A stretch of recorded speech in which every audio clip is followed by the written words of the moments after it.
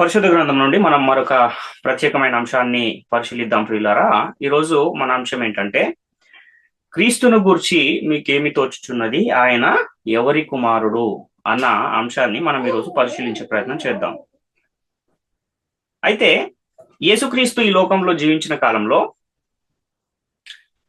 దేవుని గురించి, దేవుడు పంపిన తనను గురించి అందరూ తెలుసుకోవాలి అని ఆశ కలిగి పరలోకాన్ని గూర్చి గాని, తండ్రి అయిన దేవుని గూర్చి గాని, ఇశ్రాయేలీలు ఎదురు చూస్తున్న మెస్సయ్యను గూర్చి గాని, ఈ లోకాన్ని రక్షించడానికి యేసుక్రీస్తు ఈ లోకానికి వచ్చిన పరిస్థితిని గాని, సమస్తమును కూడా యేసుక్రీస్తు వారు బోధించిన అనేకమైన విషయాలు మనకు పరిశుద్ధ గ్రంథంలో కనబడుతూ ఉంటాయి, వ్రాయబడి ఉన్నాయి. అయితే యేసుక్రీస్తు ఎవరో, దేవుడెవరో తెలుసుకోవాలి అని యేసుక్రీస్తు వారు అనేకమైన విషయాలను ఈ భూలోకానికి వచ్చిన తర్వాత ఆయన వచ్చిన అక్కడున్న ఆ ప్రజలకు అనేకమైన విషయాలను ఆయన తెలియజేసిన పరిస్థితులు మనకు కనబడతాయి.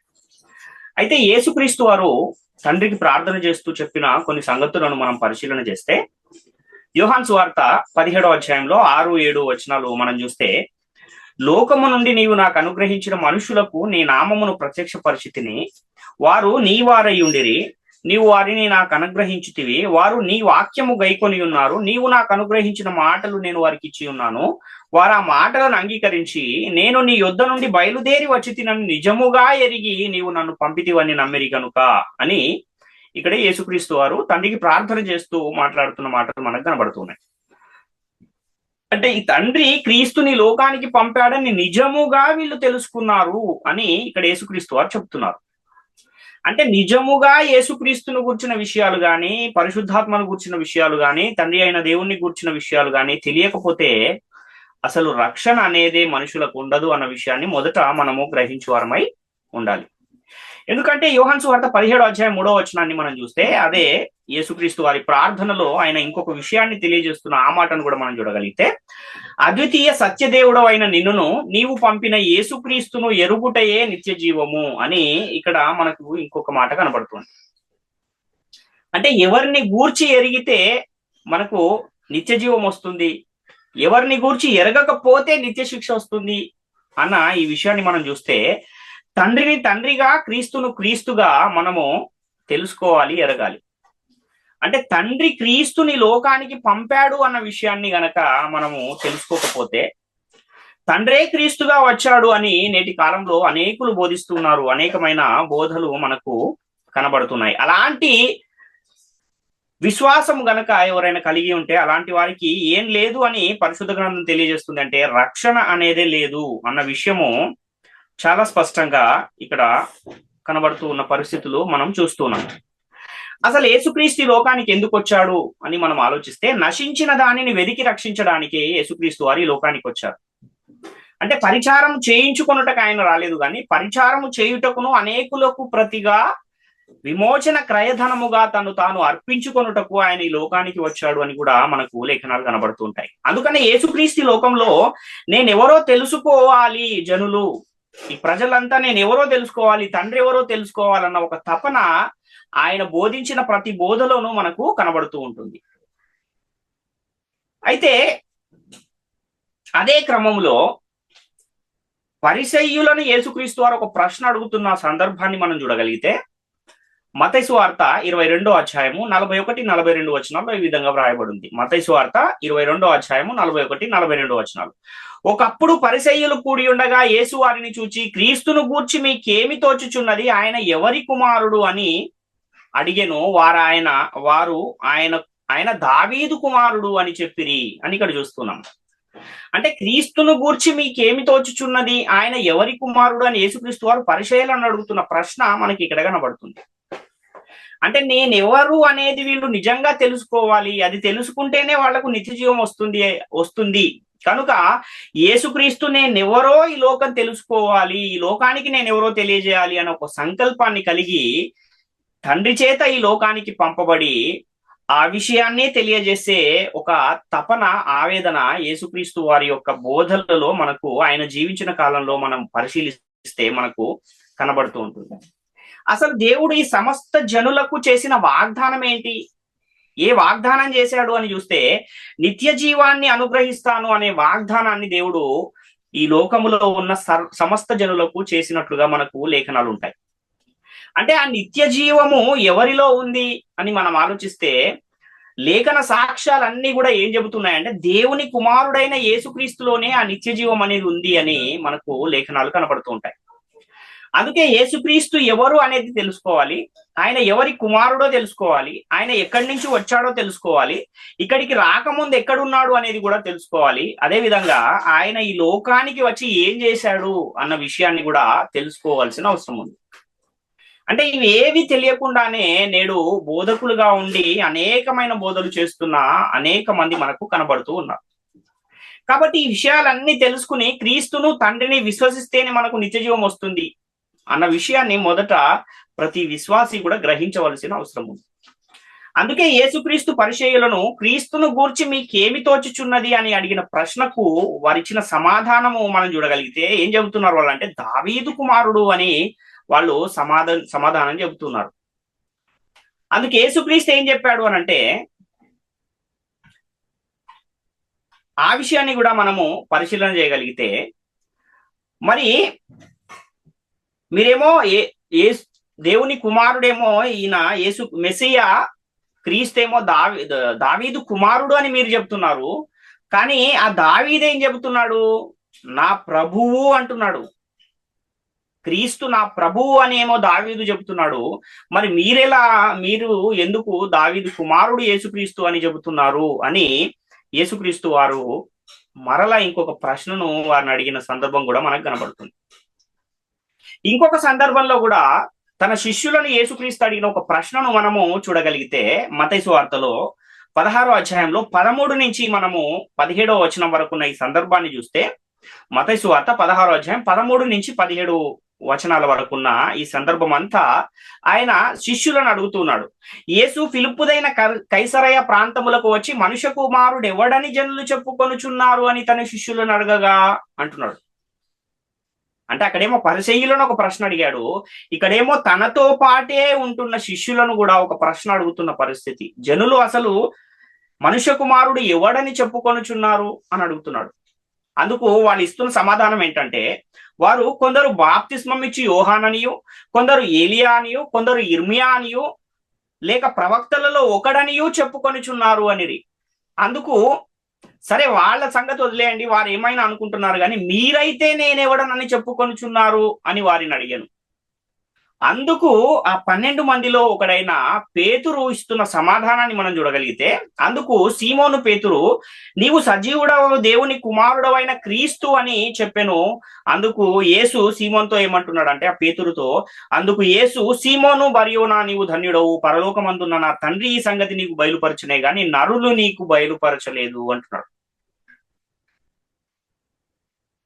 అంటే జనులు ఏమనుకుంటున్నారు అని అంటే, ఏలియా అని కొంతమంది అనుకుంటున్నారు, బాప్తిస్మం ఇచ్చి యోహాన్ అని కొంతమంది అనుకుంటున్నారు, ఇర్మియా అని కొంతమంది అనుకుంటున్నారు, ప్రవక్తలలో ఒకడని కొంతమంది అనుకుంటున్న పరిస్థితులు మనకు కనబడుతున్నాయి. అలాగే పరిసయ్యులేమో దావీదు కుమారుడు అనుకుంటున్నారు.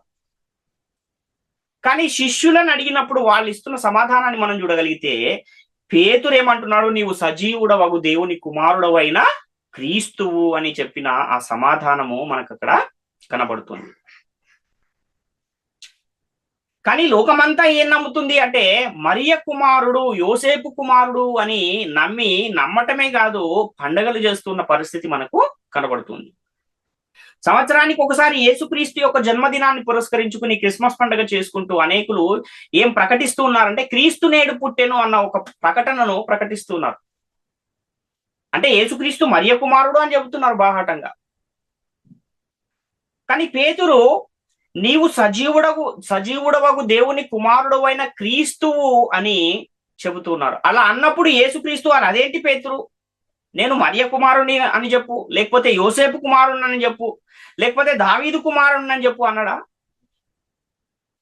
ఆయన ఏమన్నాడు దానికి, సీమోను బర్యోనా, నీవు ధన్యుడవు, నీకు ఈ సంగతి మనుషులు బయలుపరచలేదు కానీ దేవుడే ఈ సంగతి నీకు బయలుపరిచాడు అని ఆయన చెప్పిన ఆ సమాధానము మనకు కనపడుతుంది. అంటే నిత్య జీవం కావాలంటే ఏదైతే నమ్మాలో, ఏది నమ్మితే నిత్య జీవం వస్తుందో ఆ విధంగా నీ నమ్మకము ఉంది, నీ విశ్వాసం ఉంది అని యేసుక్రీస్తు వారు అక్కడ పేతురుతో చెబుతున్న విషయాన్ని మనము గమనించాలి.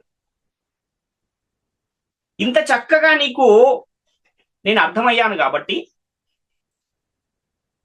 ఈ బండ మీద నా సంఘమును కట్టుదును అంటున్నాడు. మత్తయి సువార్త 16వ అధ్యాయంలో 18వ వచనాన్ని మనం చూస్తే, మరియు నీవు పేతురువు, ఈ బండ మీద నా సంఘమును కట్టుదును, పాతాళలోక ద్వారములు దాని ఎదుట నిలువనేరవు అని నేను నీతో చెప్పుచున్నాను అంటున్నాడు. ఈ బండ మీద నా సంఘాన్ని కడతానంటే ఈ లోకమంతా ఏ బండ అనుకుంటుంది అని మనం ఆలోచిస్తే, పేతురు అనే బండ మీద సంఘాన్ని కడతాను అన్నాడు యేసుక్రీస్తు అన్న భ్రమలో ఉన్నారు చాలా మంది. ఎందుకంటే పేతురు అనే ఆ మాటకు కూడా రాయి అన్న అర్థం ఉంది.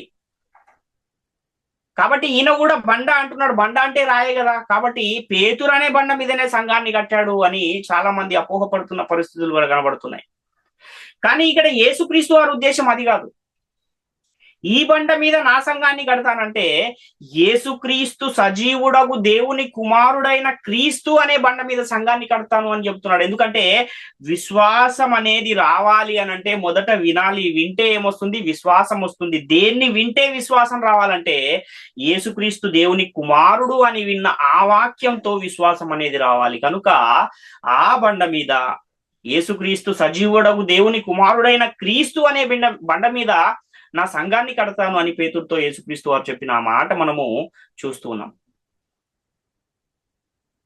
అంటే ఇప్పుడున్న పరిస్థితుల్లో గనక మనం పరిశీలిస్తే, సంఘములో చేరుతున్న వారు యేసుక్రీస్తును ఎవరి కుమారుడని నమ్మి బాప్తిస్మం తీసుకుని సంఘంలో చేర్చబడాలి అని మనం ఆలోచిస్తే, యేసుక్రీస్తుని దేవుని కుమారుడని నమ్మి బాప్తిస్మం పొంది సంఘములో చేర్చబడాలి. అలా చేర్చబడిన వారే దేవుని రాజ్యంలో ఉన్నవారు, క్రీస్తు సంఘములో ఉన్నవారు, క్రీస్తు యొక్క అవయవములుగా ఉన్నవారు అన్న విషయాన్ని మనము గమనించాలి.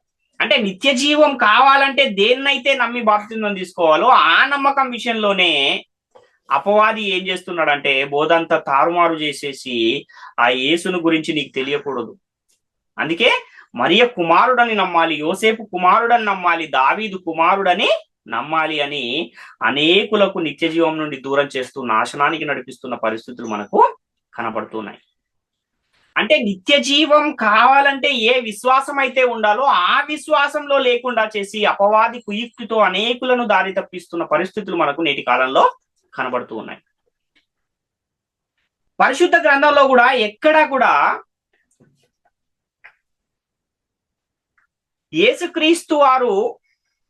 యేసుక్రీస్తు పరిశుద్ధ గ్రంథంలో ఎక్కడ లేని ఒక పేరును క్రైస్తవులు క్రీస్తుకు పెట్టిన పరిస్థితి కూడా మనం చూస్తాం.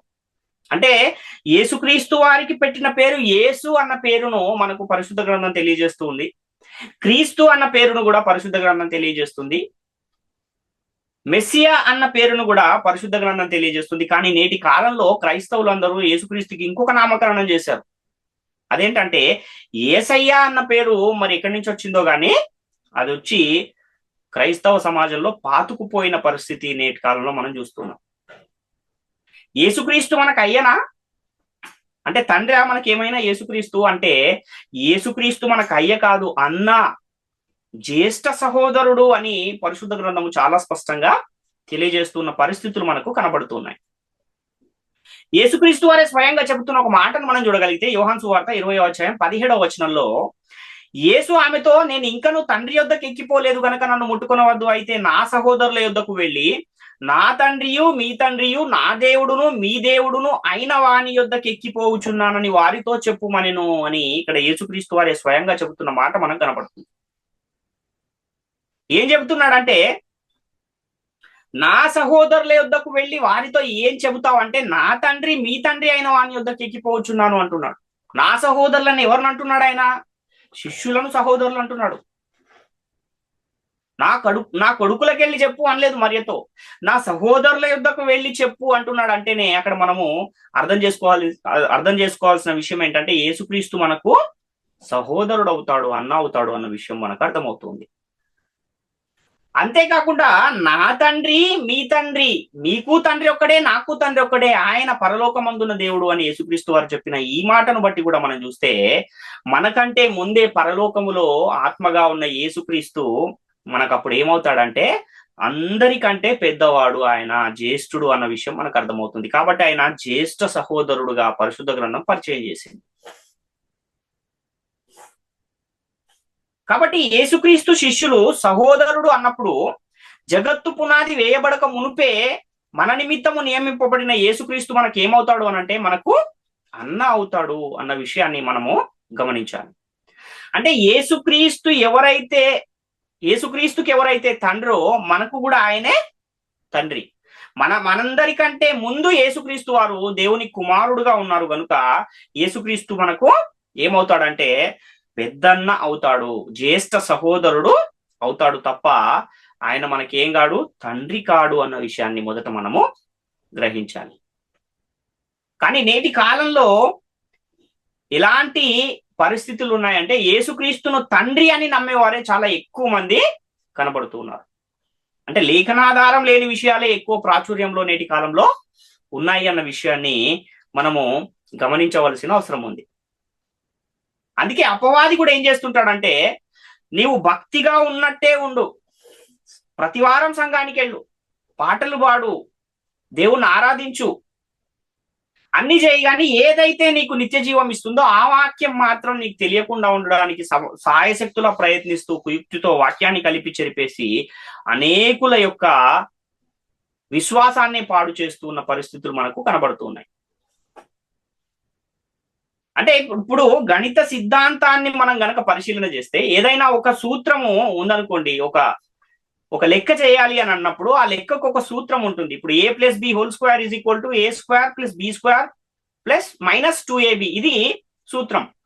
ఇందులో ఎక్కడైనా ఒక్క చోట మనము ఒక తప్పేసాం అనుకోండి, ఇప్పుడు a² - b² - 2ab అని రాసామనుకోండి, 10 పేజీల లెక్క రాసినా కూడా దాని సమాధానం అంతా ఏమొస్తుంది చివరికంటే తప్పే అవుతుంది. కాబట్టి సూత్రం అనేది సరైనది అయి ఉండాలి, మూలము సరైనది అయి ఉంటే దాని యొక్క అంతము కూడా సరైనదిగానే ఉంటుంది, సమాధానం కూడా సరైనదిగానే ఉంటుంది. కాబట్టి క్రైస్తవ జీవితంలో ప్రారంభపు మెట్టైన బాప్తిస్మము దగ్గరే మనము సరిగా లేకపోతే ఇంకా మనము ఎన్ని చేసినా కూడా అది వ్యర్థమే అన్న విషయాన్ని మొట్టమొదట మనము గమనించవలసిన అవసరము ఉంది. కాబట్టి నిత్య జీవం కావాలంటే యేసుక్రీస్తుని ఏమని నమ్మాలి అనంటే దేవుని కుమారుడు అని నమ్మాలి. యేసుక్రీస్తు వారు ఒక పుట్టిగుడ్డువానికి స్వస్థతను కలగజేసిన తర్వాత ఆయన ఆ వ్యక్తితో మాట్లాడుతున్న ఆ మాటలను కూడా మనం చూడగలిగితే యోహాను సువార్త 9వ అధ్యాయంలో 35 నుంచి 37 వచనాల్లో పరిసయ్యులు వానిని వెలివేసిరని యేసు విని వానిని కనుగొని నీవు దేవుని కుమారుని యందు విశ్వాసం ఉంచుచున్నావా అని అడిగెను. అందుకు వాడు ప్రభువా నేను ఆయన యందు విశ్వాసం ఉంచుటకు ఆయన ఎవడని అడుగగా యేసు నీవు ఆయనను చూచుచున్నావు, నీతో మాట్లాడుచున్నవాడు ఆయనే అనెను. అంటే యేసుక్రీస్తు ఆ గుడ్డివానితో దేవుని కుమారుని యందు విశ్వాసం ఉంచుచున్నావా అని అడిగాడు. ఇంతకీ దేవుని కుమారుడు ఎవరు ప్రభువా అని ఆ గుడ్డివాడు అడిగినప్పుడు ఏం చెబుతున్నాడు అంటే నేనే దేవుని కుమారుణ్ణి అని యేసుక్రీస్తు వారు ఇక్కడ చెబుతున్న సాక్ష్యాన్ని మనము గమనించవలసిన అవసరం ఉంది. అంటే నీవు విశ్వాసం ఉంచవలసిన దేవుని కుమారుడు ఎవరో కాదు నేనే అని యేసుక్రీస్తు వారు చెబుతున్నారంటే విశ్వాసానికి మూలమే ఎవరు? యేసుక్రీస్తు వారు. కాబట్టి యేసుక్రీస్తును ఎవరని ఎరిగితే నిత్య జీవం అంటే యేసుక్రీస్తును పరలోకము నుండి దేవుడు పంపిన క్రీస్తు అని నమ్మాలి తప్ప తండ్రే పరలోకములో ఉన్న తండ్రే ఈ లోకానికి వచ్చాడు అని నమ్మితే మాత్రము నిత్య జీవమే లేదు అన్న విషయము మనకు యోహాను సువార్త 17వ అధ్యాయం 3వ వచనం చాలా స్పష్టంగా తెలియజేస్తుంది. అద్వితీయ సత్యదేవుడు అయిన నిన్నును నీవు పంపిన యేసుక్రీస్తును ఎరుగుటయే నిత్య జీవము అంటున్నాడు. పంపిన ఆయన ఒక ఆయన ఉన్నాడు, వచ్చిన ఆయన ఒక ఆయన ఉన్నాడు. పంపిన ఆయన వేరు, వచ్చిన ఆయన వేరు, ఇద్దరు ఒకటి కాదు అన్న విషయాన్ని మనం గమనించాలి. ఇద్దరు ఒకటే కానీ ఎందులో ఒకటి అంటే వారు సంకల్పంలో ఒకటిగా ఉన్నారు, మనుషులను ప్రేమించటంలో ఒకరుగా ఉన్నారు, అదేవిధంగా మనుషులను రక్షించడంలో ఒకరుగా ఉన్నారు. ఏదైతే దేవుని ప్రణాళిక ఉందో ఆ ప్రణాళిక విషయంలో ఒకటిగా ఏకమై ఉన్నారు తప్ప ఆత్మలుగా వారు వేరు వ్యక్తులుగా ఉన్నారు అన్న విషయాన్ని మనము గ్రహించవలసిన అవసరం ఉంది. ప్రియులారా, యోహాను సువార్త 4వ అధ్యాయం 15వ వచనాన్ని కూడా మనం చూస్తే, మొదటి యోహాను పత్రిక 4వ అధ్యాయము 15వ వచనం, మొదటి యోహాను పత్రిక 4వ అధ్యాయం 15వ వచనంలో, యేసు దేవుని కుమారుడని ఎవడు ఒప్పుకొనునో వానిలో దేవుడు నిలిచి ఉన్నాడు, వాడు దేవుని యందు ఉన్నాడు అంటున్నాడు. అంటే దేవుడు నీలో ఉండాలి అని అంటే యేసుక్రీస్తుని దేవుని కుమారుడు అని ఒప్పుకుంటేనే దేవుడు నీలో ఉంటాడు అన్న విషయాన్ని ఇక్కడ తెలియజేస్తున్న పరిస్థితి మనకు కనబడుతుంది. అదేవిధంగా మొదటి యోహాను పత్రిక 5వ అధ్యాయం 11వ వచనాన్ని కూడా మనం చూస్తే, దేవుని కుమారుని అంగీకరించువాడు జీవము గలవాడు, దేవుని కుమారుని అంగీకరించని వాడు జీవము లేనివాడే అంటున్నాడు. అంటే యేసుక్రీస్తు దేవుని కుమారుడు అని అంగీకరిస్తేనే నిత్య జీవం అనేది వస్తుంది. దేవుని కుమారుని అంగీకరించని వాడంటే యేసే తండ్రి అనేవారు, యేసును మరియ కుమారుడు అనేవారు, యేసును దావీదు కుమారుడు అనేవారు, వీళ్ళంతా కూడా యేసును దేవుని కుమారుడు అని అంగీకరింపని వారు. కాబట్టి ఒకసారి తమను తాము పరిశీలించుకోవాల్సిన అవసరం ఉంది.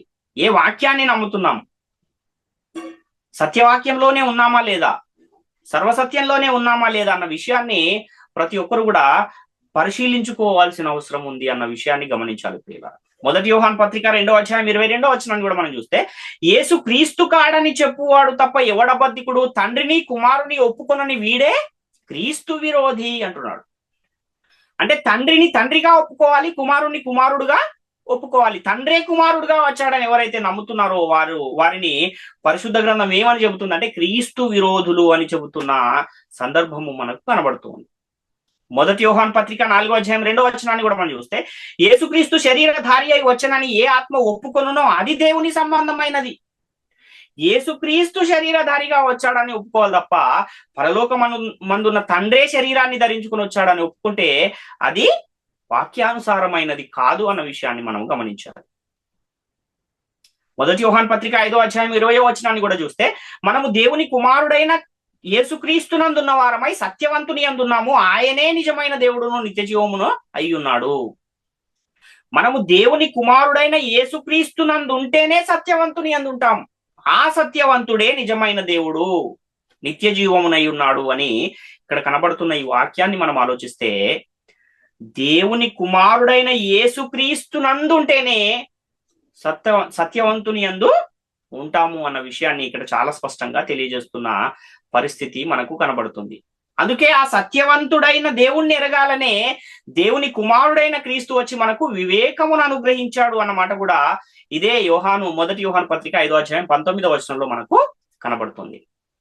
కాబట్టి పరలోకమందున్న దేవుడు తన కుమారుడైన యేసుక్రీస్తుని లోకానికి పంపించి ఆయన ద్వారా అందరినీ పరలోకం తీసుకువెళ్ళాలి అనేది తండ్రి యొక్క ఉద్దేశం అయి ఉన్నది, సంకల్పం అయి ఉన్నది అన్న విషయాన్ని మనము గమనించాలి. ఇంతకీ అసలు దేవుడు ఎవరిని గురించి చింతించుచున్నాడు అంటే ఆయన మిమ్మును గూర్చి చింతించుచున్నాడు అని వాక్యం తెలియజేస్తుంది. అంటే మనుషులు అనేవారు లేనప్పుడే వాళ్ళు కావాలని, తనకు వారసులుగా ఉండాలి, తన ఎదుట పరిశుద్ధులుగా నిర్దోషులుగా ఉండాలి అని దేవుడు కోరుకున్నాడు. మన కోసము తన సొంత కుమారుణ్ణి లోకానికి పంపించి ఆయన శరీరం అందు మన పాపాలకు శిక్ష విధించిన ఒక పరిస్థితి మనకు కనబడుతుంది. అంటే తండ్రి తన దగ్గర తండ్రి మహిమలో ఉన్న యేసుక్రీస్తును ఎక్కువగా ప్రేమించాడా లేక మనల్ని ఎక్కువగా ప్రేమించాడా అని మనం ఆలోచిస్తే మనుషులనే అంటే మనలనే దేవుడు ఎక్కువగా ప్రేమించాడు, కనుకనే తన ప్రియ కుమారుడైన యేసుక్రీస్తుని లోకానికి పంపించడానికి వెనుకాడలేదు అన్న విషయాన్ని మనము గమనించాలి. దీన్ని బట్టి మనకి ఏమర్థం అవుతుంది అని అంటే దేవుడు మనలను ఎంత ప్రేమించాడో అన్న విషయం మనకి ఇక్కడ చాలా స్పష్టంగా అర్థమవుతుంది. కాబట్టి ఇలాంటి పరిస్థితుల్లో యేసుక్రీస్తుని ఎవరి కుమారుడని మనం గుర్తించాలి? ఆయన తండ్రిని గుర్తించాలా, యేసుక్రీస్తు మరియ కుమారుడని గుర్తించాలా, లేక యేసుక్రీస్తు దావీదు కుమారుడని గుర్తించాలా అని మనం ఆలోచిస్తే బైబిల్ గ్రంథం ఇచ్చే సమాధానం ఏంటి అంటే యేసుక్రీస్తుని దేవుని కుమారుడని గుర్తించాలి, అలా గుర్తిస్తేనే మనకు నిత్య జీవము అని చాలా స్పష్టంగా తెలియజేస్తూ ఉన్న పరిస్థితులు మనకు కనబడుతున్నాయి. కాబట్టి యేసుక్రీస్తును ఎవరు కన్నారు అని మనం ఆలోచిస్తే మరియ కన్నదా లేక దేవుడు కన్నాడా అన్న ఈ విషయాన్ని కూడా మనం ఒకసారి ఆలోచిస్తే మరియ యేసుక్రీస్తును కన్నది అని కూడా బైబిల్ గ్రంథంలో కనబడుతుంది. అదేవిధంగా దేవుడు యేసుక్రీస్తును కన్నాడు అని కూడా బైబిల్ గ్రంథం చాలా స్పష్టంగా తెలియజేస్తున్న మాటలు మనకు కనబడదు. అంటే రెండు సందర్భాలు ఉన్నాయి. యేసుక్రీస్తు పుట్టుకను గూర్చిన ఒక ప్రవచనాన్ని మనం చూడగలిగితే యెషయా గ్రంథంలో 7వ అధ్యాయం 14వ వచనంలో, కాబట్టి ప్రభువు తానే ఒక సూచన మీకు చూపును, ఆలకించుడి, కన్యక గర్భవతి అయి కుమారుని కని అతనికి ఇమ్మానుయేలను పేరు పెట్టును అన్న ఈ ప్రవచనము మనకు యెషయా గారు ఉన్న కాలంలో, అంటే యేసుక్రీస్తు ఈ లోకానికి రావడానికి ఒక 700 సంవత్సరాల ముందే ఒక ప్రవచనము చెప్పబడిన సందర్భం మనకు కనబడుతుంది. ఎక్కడ నెరవేరింది ఈ విషయము అని మనం ఆలోచిస్తే మత్తయి సువార్త 1వ అధ్యాయం 16వ వచనంలో, యాకోబు మరియ భర్త అయిన యోసేపును కనెను, ఆమె యందు క్రీస్తు అనబడిన యేసు పుట్టెను అంటున్నాడు. అంటే మరియ యొక్క గర్భములో యేసుక్రీస్తు వారికి ఒక శరీరం అనేది అనుగ్రహించబడింది అన్న విషయము మనకి ఇక్కడ అర్థమవుతుంది. లూకా సువార్త 1వ అధ్యాయం 30-31 వచనాలు కూడా చూస్తే, దూత మరియా భయపడకము, దేవుని వలన నీవు కృప పొందితివి, ఇదిగో నీవు గర్భము ధరించి కుమారుని కని ఆయనకు యేసు అను పేరు పెట్టుదువు అంటున్నాడు. లూకా సువార్త 2వ అధ్యాయంలో యేసుక్రీస్తు వారు పుట్టిన సందర్భాన్ని కూడా మనం చూడగలిగితే 2వ అధ్యాయము లూకా సువార్త 6-7 వచనాలు, వారు అక్కడ ఉన్నప్పుడు ఆమె ప్రసవ దినములు నిండెను గనుక ఆమె తొలిచూలు కుమారుని కని పొత్తిగుడ్డలతో చుట్టి సత్రములో వారికి స్థలము లేనందున ఆయనను పశువుల తొట్టెలో పరుండబెట్టెను అని ఇక్కడ చూస్తున్నాం. కన్య మరియా యేసుక్రీస్తు వారిని కన్న తర్వాత పొత్తిగుడ్డలతో చుట్టి వారికి సత్రములో స్థలము లేనందున ఏం చేసింది, పశువుల తొట్టెలో పరుండబెట్టింది అన్న విషయం మనకి ఇక్కడ కనబడుతుంది. కాబట్టి యేసు ఎవరి కుమారుడు అంటే మరియ కుమారుడు అనేసి మనకు ఇక్కడ లేఖనాలు కనబడుతున్నాయి. ఈ లేఖనాలను బట్టే నేడు పండగలు చేస్తూ ఉన్న పరిస్థితి. అదే బైబిల్లో ఇంకో మాట కూడా ఉంది, దాన్ని కూడా మనం చూడగలిగితే, యేసుక్రీస్తును ఎవరు కన్నారు అంటే, నేను నిన్ను కని ఉన్నాను అని దేవుడే స్వయంగా చెప్పిన మాట హెబ్రీ పత్రిక 1వ అధ్యాయం 5వ వచనంలో మనకు కనబడుతుంది. ఏలయనగా నీవు నా కుమారుడవు, నేను నేడు నిన్ను కని ఉన్నాననియు, ఇదిగాక నేను ఆయనకు తండ్రినై ఉండును, ఆయన నాకు కుమారుడై ఉండును అనియు ఆ దూతలలో ఎవరితోనైనను ఎప్పుడైనా చెప్పనా అన్న ఒక మాట మనకి ఇక్కడ కనబడుతుంది. ఎవరిని గురించి మాట చెప్పబడుతుంది అంటే, తండ్రి అయిన దేవుడు యేసుక్రీస్తు వారిని కన్న సందర్భాన్ని గురించి చెబుతున్నాడు. హెబ్రీ పత్రిక 5వ అధ్యాయం 5వ వచనంలో కూడా, అటువలే క్రీస్తు కూడా ప్రధాన యాజకుడగుటకు తన్ను తానే మహిమపరుచుకొనలేదు గాని, నీవు నా కుమారుడవు, నేను నేడు నిన్ను కనియున్నానని ఆయనతో చెప్పిన వాడే ఆయనను మహిమపరిచెను అని ఇక్కడ మనకు ఒక లేఖనం కనబడుతుంది. ఈ విషయాన్ని గురించే ఒక ప్రవచనం కూడా మనకు పాత నిబంధనలో కీర్తనల గ్రంథము 2వ అధ్యాయం 7వ వచనంలో ఉన్న ఆ మాటను కూడా చూస్తే, కట్టడను నేను వివరించదను, యెహోవా నాకిలాగు సెలవిచ్చెను, నీవు నా కుమారుడవు, నేడు నేను నిన్ను కని ఉన్నాను అని ఇక్కడ కనబడిన ఈ ప్రవచనమే మనకు కొత్త నిబంధనలు నెరవేరినట్టుగా మనకు కనబడుతున్న పరిస్థితులను చూస్తున్నాం. అంటే యేసుక్రీస్తును కన్యమరియ కన్నది అని కూడా బైబిల్ గ్రంథంలో ఉంది. అదే విధంగా యేసుక్రీస్తును దేవుడు కన్నాడు అని కూడా బైబిల్లో మనకు కనబడుతున్న పరిస్థితి ఉంది. అంటే మరియ కన్నది యేసుని అని ఉంది కాబట్టి యేసుక్రీస్తు వారు పుట్టిన పండగను నేడు చాలా మంది చేస్తున్నారు. అయితే వాస్తవానికి యేసుక్రీస్తుని కన్నది ఎవరు? ఒకవేళ మరియ కన్నది అంటే మరియ కంటే ముందు యేసుక్రీస్తు వారు లేరా అంటే, జగత్తు పునాది వేయబడక మునిపే యేసుక్రీస్తు వారు ఉన్నారు అని చాలా లేఖన సాక్ష్యాలు మనకు కనబడతాయి. ఎక్కడున్నాడు యేసుక్రీస్తు జగత్తు పునాది వేయబడక మునుపు అంటే, తండ్రి యొద్ద పరలోకములో ఉన్నాడు. తండ్రి చేత ఈ లోకానికి పంపబడిన యేసుక్రీస్తు తండ్రికి ప్రార్థన చేస్తూ పలికిన ఒక మాటను మనం చూస్తే, యోహాను సువార్త 17వ అధ్యాయం 5వ వచనంలో, తండ్రి లోకము పుట్టక మునుపు నీ యొద్ద నాకు ఏ మహిమ ఉండేనో ఆ మహిమతో నన్ను ఇప్పుడు నీ యొద్ద మహిమపరుచుము అంటున్నాడు. అంటే లోకం పుట్టక ముందు ఎక్కడున్నాడని యేసుక్రీస్తు చెప్తున్నాడు అంటే, తండ్రి యొద్ద నేనున్నాను అంటున్నాడు. అంతేకాక యోహాను సువార్త 1వ అధ్యాయం 1వ వచనాన్ని కూడా చూస్తే, ఆది యందు వాక్యం ఉండెను, వాక్యము దేవుని యొద్ద ఉండెను, వాక్యము దేవుడై ఉండెను అని కూడా ఇక్కడ మనం చూస్తున్న ఈ మాట మనకు కనబడుతుంది. అంటే ఆది యందు దేవుని యొద్ద వాక్యమై ఉన్న దేవుడై ఉన్న యేసుక్రీస్తు వారు ఇక్కడ మనకు కనబడుతున్నారు. అంటే ఎప్పుడున్నాడు ఈయన? ఆది యందే ఉన్నాడు. ఆ ఆది యందు దేవుని యొద్ద దేవుడుగా ఉన్న యేసుక్రీస్తు వారు శరీరధారి అయి కృపాసత్య సంపూర్ణుడుగా మన మధ్య నివసించడానికి వచ్చాడు అని యోహాను సువార్త 1వ అధ్యాయం 14వ వచనం తెలియజేస్తుంది. కాబట్టి యేసుక్రీస్తు వారు ఆది కన్నా ముందు అంటే జగత్తు పునాది వేయబడక మునుపు నుంచే ఉన్నాడు. ఆదిలో కూడా ఆయన ఉన్నాడు. తర్వాత ఆయన సృష్టిలో కూడా దేవుడు అప్పగించిన పనిని చేస్తూ ఉన్నాడు అన్న ఆ విషయాన్ని కూడా మనం చూస్తే యోహాను సువార్త 1:2-3 ఆయన ఆది యందు దేవుని యొద్ద ఉండెను, సమస్తమును ఆయన మూలముగా కలిగి ఉన్నదేది ఆయన లేకుండా కలగలేదు అంటున్నాడు. కొలస్సీ పత్రిక 1:15-16 కూడా చూస్తే ఆయన అదృశ్య దేవుని స్వరూపి అయి సర్వ సృష్టికి ఆది సంపూతుడై ఉన్నాడు. ఏలైనగా ఆకాశమందు ఉన్నవి, భూమి అందు ఉన్నవి, దృశ్యమైనవి గాని అదృశ్యమైనవి గాని, అవి సింహాసనములైనను, ప్రభుత్వములైనను, ప్రధానులైనను, అధికారులైనను సర్వమును ఆయన యందు సృజింపబడును. సర్వమును ఆయన ద్వారాను ఆయనను బట్టి సృజింపబడిను అంటున్నాడు. అంటే ఆది అందే ఆయన ఇవన్నీ చేస్తూ ఉన్నప్పుడు ఆదిలో మరి ఉందా అంటే మరియమ్మ ఆదిలో లేదు. అంటే యేసుక్రీస్తు ఆదిలోనే ఉన్నాడంటే ఆది నుండి 4000 సంవత్సరాల తర్వాత ఉన్న మరియ గర్భం ద్వారా ఒక శరీరాన్ని ధరించుకుని యేసుక్రీస్తు లోకానికి వచ్చిన పరిస్థితి మనకు కనబడుతుంది. కానీ యేసుక్రీస్తుని నేను కన్నాను అని దేవుడు చెబుతున్నాడు. అదేవిధంగా యేసుక్రీస్తును మరియ కూడా కన్నది అని మనకు లేఖనాలు కనబడుతున్నాయి. యేసుక్రీస్తు ఏమో నేను లోకం పుట్టక మునిపే తండ్రి వద్దున్నానని చెబుతున్నాడు. కాబట్టి జగత్తు పునాది వేయబడక మునుపే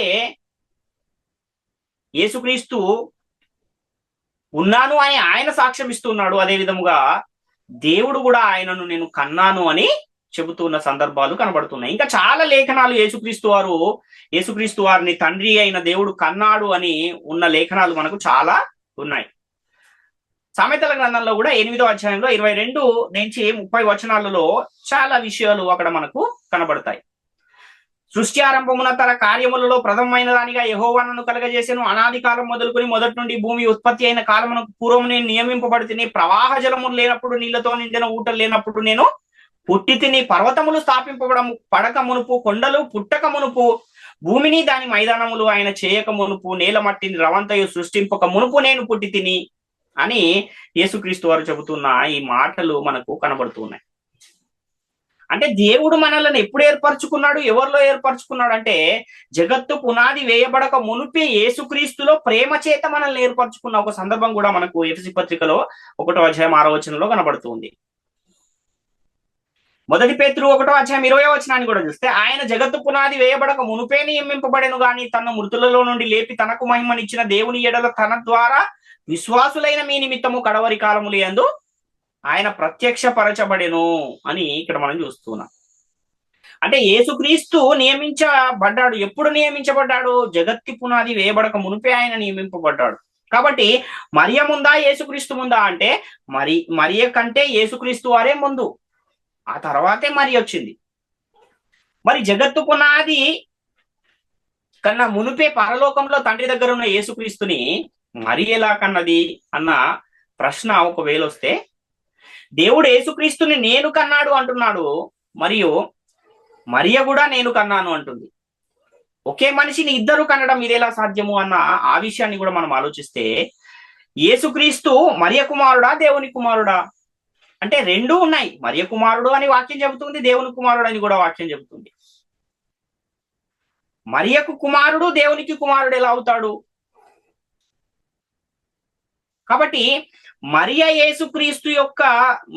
యేసుక్రీస్తుకు సంబంధించిన దేనిని కన్నది, దేవుడు యేసుక్రీస్తుకు సంబంధించిన దేనిని కన్నాడు అన్న ఈ ప్రశ్న మనము వేసుకోగలిగితే దానికి మనము లేఖన సాక్ష్యాలను గనక వెతకగలిగితే విషయం ఇంకా సులభంగా మనకు అర్థమయ్యే అవకాశం ఉంది. అంటే మనిషి అనే ఒక వ్యక్తిని గురించి మనకు కొంత అవగాహన ఉండాల్సిన అవసరం ఉంది. పరిశుద్ధ గ్రంథము ఒక మనిషిని గురించి ఏం చెబుతుంది అంటే, మనిషి అనేవాడు ఇద్దరు పురుషుల కలయిక అని చెబుతూ ఉంది. 2 కొరింథీ పత్రిక 4:16 కావున మేము అధైర్యపడము, మా బాహ్య పురుషుడు కృషించుచున్నాను, ఆంతర్య పురుషుడు దినదినము నూతన పరచబడుచున్నాడు అంటున్నాడు. అంటే మనిషికి బాహ్య పురుషుడు అనే ఒక శరీరం ఉంది, ఆంతర్య పురుషుడు అనే ఇంకొక శరీరము ఉంది. ఈ రెండు శరీరాలలో నేను అనేది బాహ్య పురుషుడా లేక ఆంతర్య పురుషుడా అని మనం ఆలోచిస్తే, శరీరం అంటే నేనా లేక ఆత్మ అంటే నేనా అని మనం ఆలోచిస్తే, ఒక వ్యక్తి చనిపోయాడు అనుకోండి, చనిపోయిన ఆ వ్యక్తి చనిపోయిన వెంటనే ఏం చేస్తారంటే, తెలిసిన వాళ్ళందరికీ కబురు పెడితే అందరూ బంధువులు, స్నేహితులు, తెలిసిన వారు అందరూ, ఆ ఊళ్ళో ఉన్నవారు, ఇరుగు పొరుగు అందరూ వచ్చినప్పుడు దూరం నుంచి వచ్చిన వాళ్ళు ఏమడుగుతారంటే ఎప్పుడు పోయాడండి ఈయన అని అడుగుతారు. పోవడం ఏంటి, అక్కడ ఉన్నాడు కదా పెట్టిలో పెట్టిన ఆయన, ఆయన కాదా పోయాడని అడుగుతున్నారు ఏంటి అని అంటే, అక్కడ ఉన్న వాళ్ళు కూడా ఏం సమాధానం చెప్తారు, తెలియకుండానే ఎవరిని అడిగినా సరే, అంటే క్రైస్తవులు మాత్రమే కాదు, ఈ లోకంలో సాధారణంగా ఎవరిని అడిగినా నిన్న రాత్రి పోయాడండి, లేదంటే ఈరోజు పొద్దున్నే పోయాడండి అంటారు. అంటే అక్కడ పెట్టెలో ఉన్నది ఒకటి ఉంటుంది, శరీరము. ఎప్పుడైతే ఆత్మ అందులోంచి వెళ్ళిపోతుందో అది ఏమైపోతుంది, శవం అయిపోతుంది.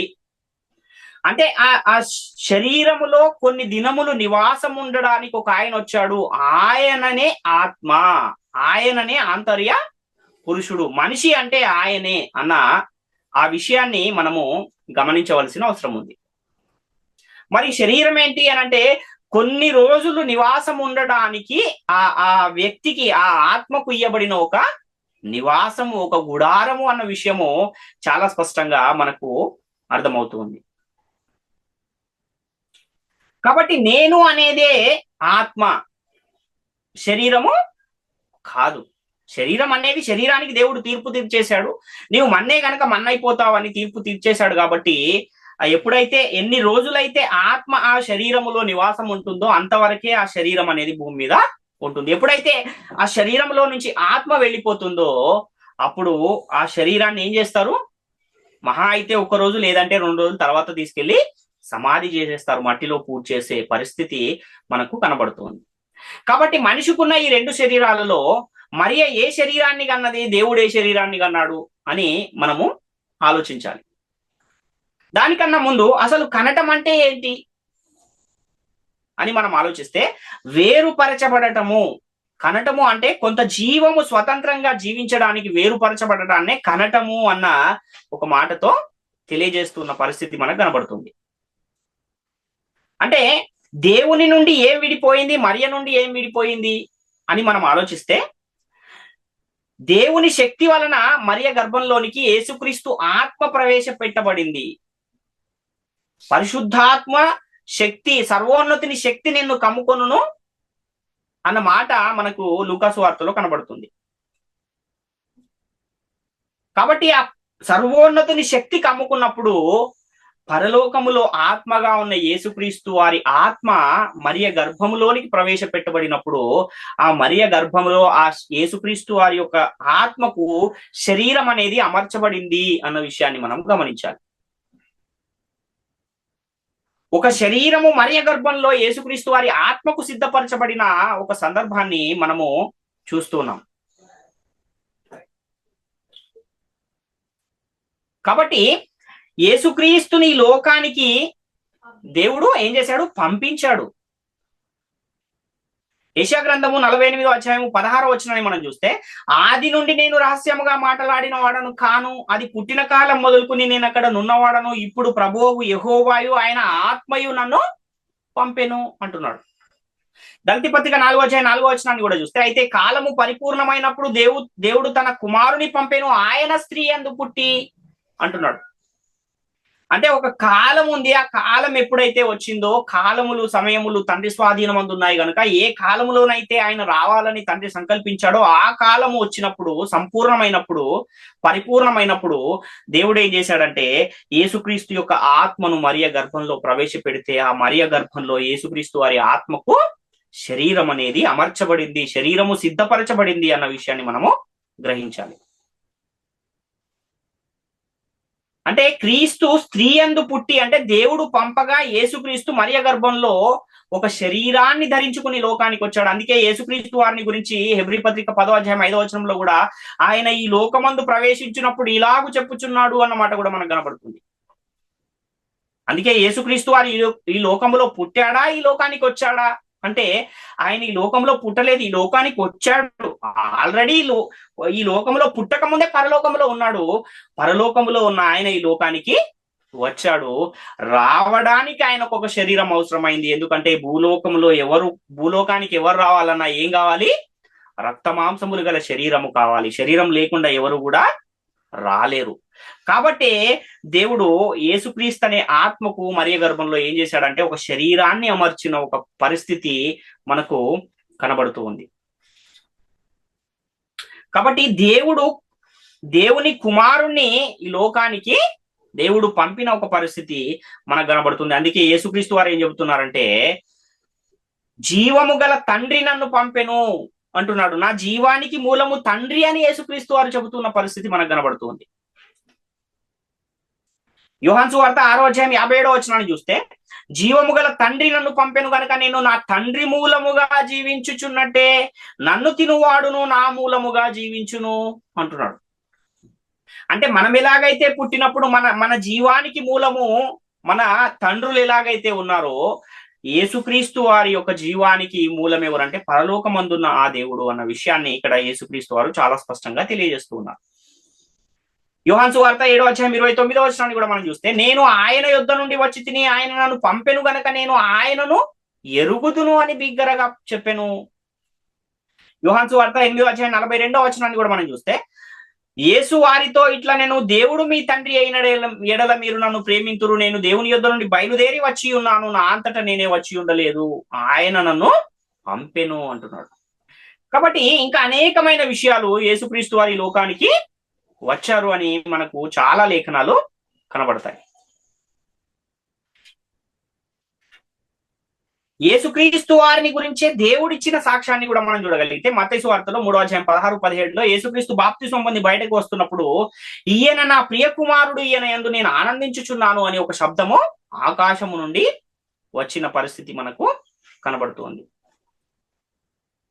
మత్తయి సువార్త 17:5 కూడా, ఇదిగో ప్రకాశమానమైన ఒక మేఘం వారిని కమ్ముకొనెను, ఇదిగో ఈయన నా ప్రియ కుమారుడు, ఈయన యందు నేను ఆనందించుచున్నాను, ఈయన మాట వినుడని ఒక శబ్దము మేఘములో నుండి పుట్టెను అని ఇక్కడ మనం చూస్తున్నాం. ఎవరు మాట్లాడుతున్నారు ఈ మాట అంటే పరలోకమందున్న దేవుడు. అంటే ఈ రెండు సందర్భాల్లో కూడా ఈయన నా ప్రియ కుమారుడు అని ఒక ఆకాశం నుండి ఈ శబ్దం వచ్చింది అన్న విషయం మనకు తెలుస్తుంది. కానీ పేతురు గారు ఎవరి మాటను చెప్పారు అని కన్ఫర్మ్ చేస్తున్నారు. ఆ మాటను కూడా మనం చూస్తే 2 పేతురు 1:17-18 ఆయన మహత్యమును మేము కన్నులారా చూచిన వారమై తెలిపితిమి, ఈయన నా ప్రియ కుమారుడు, ఈయనందు నేను ఆనందించుచున్నానని అను శబ్దము మహా దివ్య మహిమ నుండి ఆయన యొద్దకు వచ్చినప్పుడు తండ్రి అయిన దేవుని వలన ఘనతయు మహిమయు ఆయన పొందగా మేము ఆ పరిశుద్ధ పర్వతం మీద ఆయనతో కూడా ఉండిన వారమై ఆ శబ్దము ఆకాశము నుండి రాగా వింటిమి అంటున్నాడు. అంటే తండ్రి అయిన దేవుని వలన ఘనతయు మహిమయు ఆయన పొందగా, అంటే తండ్రి అయిన దేవుడే ఏమంటున్నాడు, ఈయన నా ప్రియ కుమారుడు అంటున్నాడు అని ఎవరు కన్ఫర్మ్ చేస్తున్నారు? పేతురు గారు కన్ఫర్మ్ చేస్తున్నారు. కాబట్టి యేసుక్రీస్తు ఎవరి కుమారుడు అంటే దేవుని కుమారుడు అని మనకు అర్థమవుతుంది. కానీ యేసుక్రీస్తు ఎవరి యొద్దకైతే వచ్చాడో ఆ యూదులే, ఇశ్రాయేలీయులే ఏం చేశారంటే ఆయనను నమ్మలేదు. ఆయన స్వకీయులే ఆయనను ఏం చేయలేదు, అంగీకరించలేని పరిస్థితులు మనకు కనబడుతూ ఉంటాయి. ఆయన తన స్వకీయుల యొద్దకు వచ్చెను, ఆయన స్వకీయులు ఆయనను అంగీకరింప లేదు. యోహాను సువార్త 1:11. కాబట్టి పరిసయ్యులు కూడా ఒకప్పుడు ఏమనుకున్నారంటే యేసుక్రీస్తు దావీదు కుమారుడు అని అనుకున్నారు. అదేవిధంగా ఈ లోకంలో ఉన్న జనులు కూడా ఏమనుకున్నారంటే ఆయన ఒక ప్రవక్త అనుకున్న వారు ఉన్నారు, ఇర్మియా అనుకున్న వారు ఉన్నారు, ఏలియా అనుకున్న వారు ఉన్నారు, బాప్తిసం ఇచ్చి యోహాను అనుకున్న వారు కూడా ఉన్నారు. కానీ యేసుక్రీస్తు వారు వచ్చిన తర్వాత ఆయన నేను ఎవరు అని చెప్పుకున్నాడు అని అంటే, నేను దేవుని కుమారుణ్ణి అని చెప్పుకున్న పరిస్థితి మనకు కనబడుతుంది. అంటే యేసుక్రీస్తు వారు నేను దేవుని కుమారుడు అని చెప్పుకున్నారు. పరిశుద్ధాత్ముడు కూడా యేసుక్రీస్తు దేవుని కుమారుడు అని సాక్ష్యం ఇచ్చిన సాక్ష్యాలు మనకు కనబడతాయి. అపోస్తలులు కూడా యేసుక్రీస్తు దేవుని కుమారుడు అని బోధించిన అనేక సందర్భాలు మనకు పరిశుద్ధ గ్రంథంలో కనబడతాయి. కానీ లోకంలో ఉన్నవారు మాత్రం యేసుక్రీస్తును దేవుని కుమారుడు అని ఆ రోజు ఉన్నవారు ఒప్పుకోలేదు. నేటి కాలంలో ఉన్నవారు కూడా అదే పరిస్థితుల్లో ఉండి ఒప్పుకోని పరిస్థితుల్లోనే ఉన్నారు. అంటే ఒక్కొక్కరు ఒక్కొక్క విధంగా యేసుక్రీస్తుని రిసీవ్ చేసుకున్న పరిస్థితులు మనకు కనబడతాయి. పరిసయ్యులేమో దావీదు కుమారుడు అనుకున్నారు, ఆయన స్వకీయులేమో ఆయనను అంగీకరించలేదు. తర్వాత ఇక్కడ శాస్త్రులు ఏమనుకుంటున్నారు అంటే మార్కు సువార్త 3:22 యెరూషలేము నుండి వచ్చిన శాస్త్రులు ఇతడు బయల్జెబూలు పట్టినవాడై దయ్యముల అధిపతి చేత దయ్యములను వెళ్ళగొట్టుచున్నాడు అని చెబుతున్నారు. అక్కడ ఉన్న జనులు కూడా రకరకాలుగా అనుకుంటున్న పరిస్థితి మనకు కనబడుతుంది. ఇంకా కొంతమంది ఏమో ఈయన తిండిపోతూ మరియు మద్యపాని అని కూడా అన్న పరిస్థితులు మనకు లూకాసు వార్త 7:34 కనబడుతూ ఉన్నాయి. అంటే ఆయన తిరిగిన ఆ ప్రాంతంలో ఉన్న ప్రజలు ఈయన తినుచూ త్రాగుచూ వచ్చను గనక ఈయన తిండిపెతియు మద్యపానీయు అని చెప్పుకుంటున్న సందర్భాలు కూడా మనకు కనబడుతూ ఉన్నాయి. ఇంకా కొందరేమో ఈయన వడ్లవాని కుమారుడు కాడా, ఈ మరియా ఆయన తల్లి కాదా, యోసేపు ఆయన తండ్రి కాడా, ఈయన సహోదరులందరూ మనతోనే ఉన్నారు కారా అని కూడా మనకు లేఖనాలు కనబడుతున్న పరిస్థితి. యోహాను సువార్త 6వ అధ్యాయంలో 41, 42, 43 వచనాల్లో మనకు ఈ విషయం కనబడుతుంది. మత్తయి సువార్త 13వ అధ్యాయం 55, 56 కూడా అదే సందర్భం మనకు కనబడుతుంది. ఇంకా కొంతమంది ఏమో యేసుక్రీస్తును ఈయన పాపి అని కూడా చెప్పిన సందర్భము యోహాను సువార్త 9వ అధ్యాయంలో 24, 25 వచనాల్లో. కాబట్టి వారు గ్రుడ్డివాడై ఉండిన మనుషుని రెండవ మారు పిలిపించి దేవుని మహిమపరచుము, ఈ మనుషుడు పాపి అని మేము ఎరుగుదుము అని వానితో చెప్పగా, వాడు ఆయన పాపియో కాడో నేను ఎరుగను, ఒకటి మాత్రము నేను ఎరుగుదును, నేను గురుడివాడనై ఉండి ఇప్పుడు చూచుచున్నాను అని అంటున్నాడు. అంటే అక్కడ ఉన్నవారు ఏమంటున్నారంటే యేసుక్రీస్తు పాపి అని మేము ఎరుగుదుము అంటున్నారు వాళ్ళు. కాబట్టి ఇన్ని రకాల కన్ఫ్యూజన్స్ ఆ రోజు ఉన్న సమాజంలో కూడా ఉన్నాయి, నేటి సమాజంలో కూడా ఉన్నాయి. కానీ జగత్తు పునాది వేయబడక మునుపు గాని, ఆదిలో గాని, పాత నిబంధన కాలంలో గాని, కొత్త నిబంధన కాలంలో గాని ఒకే స్టాండ్ మీద ఉన్న ఒకరు మనకు కనబడతారు పరిశుద్ధ గ్రంథంలో. ఎవరో తెలుసా అంటే దయ్యాలు యేసుక్రీస్తు దేవుని కుమారుడు అని నమ్మటమే కాదు, నమ్మి వణుకుచున్నవి అన్న మాట మనకు పరిశుద్ధ గ్రంథంలో కనబడుతుంది.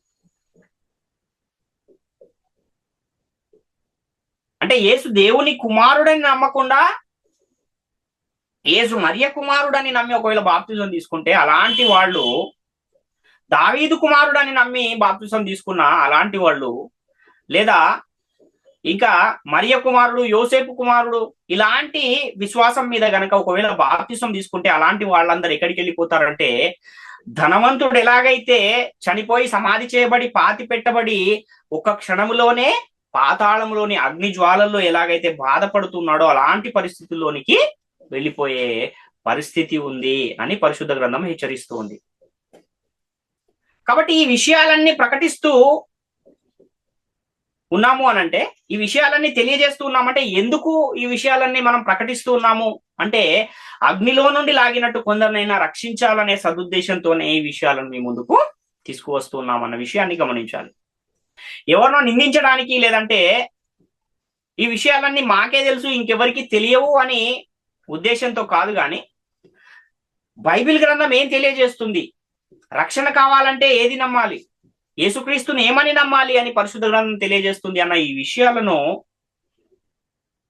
సరిగా విభజించి బోధించే ఒక పరిస్థితి ఉంది. కాబట్టి ఈ విషయాలన్నీ మీ ముందుకు తీసుకురావడం అనేది జరుగుతుంది. కానీ ఆ కాలంలో ఉన్నవారు కూడా లేఖనాలను అపార్థం చేసుకుని యేసుక్రీస్తును ఏదైతే పరిశుద్ధ గ్రంథం చెప్పిందో ఆ విధంగా నమ్మలేదు. అదే విధంగా నేటి కాలంలో కూడా పరిశుద్ధ గ్రంథం ఏదైతే చెబుతుందో దాన్ని నమ్మకుండా లేని దానిని నమ్మేవారు చాలా మంది ఉన్నారు. ఇవన్నీ ఎందుకు జరుగుతున్నాయి అని మనం ఆలోచిస్తే, అపవాది అనేవాడు, సాతాన్ అనేవాడు వెలుగుదూత వేషము ధరించుకుని తన పరిచారకులకు నీతి పరిచారకుల వేషము ధరింపజేసి వాక్యాన్ని కలిపి చెరుపుతూ నాకు దక్కని పరలోకం ఇంకెవరికి దక్కకూడదు అనే అనేకుల యొక్క విశ్వాసాన్ని పాడు చేస్తూ అందరినీ పాతాళానికి, అగ్నిగుండంలోనికి నడిపించే ఒక పనిలో నిమగ్నమై ఉన్నాడు అన్న విషయాన్ని మనం గమనించాలి. కాబట్టి యేసే తండ్రిని నమ్మేవాళ్ళు చనిపోయిన వెంటనే ఎక్కడికి వెళ్ళిపోతారంటే అగ్నిలోనికి వెళ్ళిపోయే ప్రమాదం ఉంది అని పరిశుద్ధ గ్రంథం హెచ్చరిస్తూ ఉంది. యేసయ్యా యేసయ్యా అంటున్నారంటేనే, యేసయ్యా అని ఎందుకు అంటున్నారు, ఆయన తండ్రి అన్న ఉద్దేశంతో అంటున్నారు. అలా అనడం అలవాటు అయిపోయింది. కానీ యేసయ్యా అన్నమాట బైబిల్ గ్రంథంలో ఎక్కడైనా ఉందా అంటే ఎక్కడా కూడా మనకు ఒక్క లేఖనం కూడా కనబడదు. యేసుక్రీస్తుని ఏమని నమ్మాలి అని అంటే ప్రభువు అని నమ్మాలి. 3 లోకాల్లో ఉన్నవారు కూడా యేసుక్రీస్తును ప్రభు అని నమ్మాలి అని ఆయనకు అందరికంటే పైనామమును అనుగ్రహించెను అని ఫిలిప్పీ పత్రిక 2వ అధ్యాయంలో 9-11 వచనాలు మనకు తెలియజేస్తున్నాయి.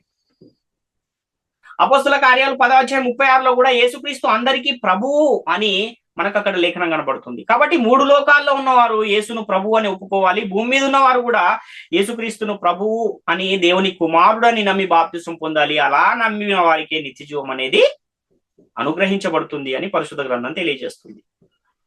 కానీ నేటి కాలంలో చాలా మంది పరిశుద్ధ గ్రంథం ఏదైతే చెబుతుందో దాన్ని నమ్మకుండా కలిపి చెరపబడిన వాక్యాన్ని నమ్ముతూ తమ విశ్వాసాన్ని పాడు చేస్తూ విశ్వాస భ్రష్టులైపోయిన వారు అనేకులు మనకు కనబడుతున్నారు. మొదటి యోహాను పత్రిక 5:5 యేసు దేవుని కుమారుడని నమ్మువాడు తప్ప లోకమును జయించువాడు మరి ఎవడు అంటున్నాడు. అంటే లోకాన్ని జయించాలంటే ఏం నమ్మాలి? యేసు దేవుని కుమారుడని నమ్మాలి. యేసు దేవుని కుమారుడని నమ్మితేనే ఈ లోకాన్ని జయిస్తాము. ఈ లోకాన్ని జయిస్తేనే ఎక్కడికి వెళ్తాము? పరలోకానికి వెళ్తాం. కాబట్టి యేసుక్రీస్తు జీవించిన కాలంలో యేసు దేవుని కుమారుడని ఎవరు నమ్మలేదు. నేటి కాలంలో ఉన్న వాళ్ళు కూడా యేసుక్రీస్తు దేవుని కుమారుడని నమ్మేవాళ్ళు చాలా తక్కువ మంది ఉన్నారు. అందుకే యేసుక్రీస్తు దేవుని కుమారుడనేమో ఆయన నామమందు జీవము పొందునట్లు ఇవన్నీ రాయబడెను అని యోహాను సువార్త 20:30-31 మనకు కనబడుతుంది. కాబట్టి క్రీస్తును గూర్చి మీకేమి తోచుచున్నది? ఆయన ఎవరి కుమారుడు అంటే దానికి పరిశుద్ధ గ్రంథం ఏం సమాధానం చెబుతుంది అంటే ఆయన దేవుని కుమారుడు అని చాలా స్పష్టంగా పరిశుద్ధ గ్రంథం అయితే సమాధానం ఇస్తుంది. కాబట్టి పరిశుద్ధ గ్రంథం ప్రకారముగా విశ్వసిస్తావా, లేక బయట ఎవరెవరో ఏదేదో ప్రకటిస్తున్నారు దాన్ని కూడా నమ్ముతాను అని అంటే ఇంకా అది మీ ఇష్టం. ఎందుకంటే పరిశుద్ధ గ్రంథము ప్రకారముగా ఉండి వాక్యానుసారమైన జీవితములు కలిగి సత్యవాక్యము ద్వారా ఉదక స్నానము చేత బాప్తిస్మము పొంది సంఘములో చేర్చబడిన వారే క్రీస్తు రాజ్యములోను దేవుని రాజ్యములోను ఉండి యేసుక్రీస్తు రెండవ రాకడలో పరలోకానికి వెళ్ళువారుగా ఉన్నారు అని పరిశుద్ధ గ్రంథము చాలా స్పష్టంగా లేఖనాధారాలతో తెలియజేస్తూ ఉంది. కాబట్టి ఈ ప్రాముఖ్యమైన ఈ విషయాలన్నీ కూడా ప్రతి ఒక్కరు గమనించి గ్రహించి దేవుని కృపకు పాత్రులుగా ఉండాలని మిమ్మల్ని అందరినీ వేడుకొనుచు ఈ నా మాటలు ముగిస్తూ ఉన్నాను. అందరికీ వందనాలు.